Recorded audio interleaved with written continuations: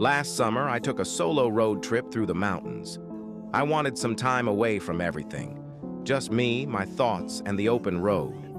I was driving late one night when my car started sputtering and eventually died.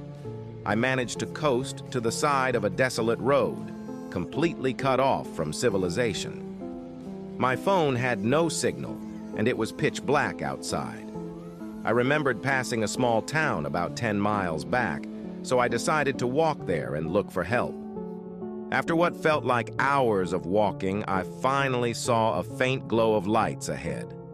As I got closer, I realized it wasn't a town, but a single house. It was an old, run-down farmhouse, but at that point, I didn't care.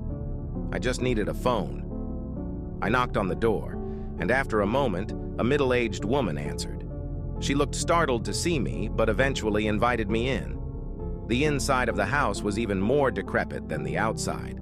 The wallpaper was peeling, and the furniture looked like it hadn't been touched in decades. She offered me some water and let me use her phone. I called a tow truck, and they said they'd be there in about an hour. While I waited, I made small talk with the woman. She seemed nice enough, but had an odd way about her.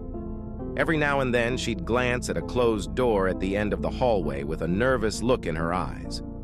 I asked her if she lived alone, and she hesitated before saying yes. About half an hour later, I heard faint shuffling noises coming from behind that door. I asked her if she was sure she was alone. She laughed nervously and assured me it was just the house settling, but her eyes told a different story. Follow for part 2.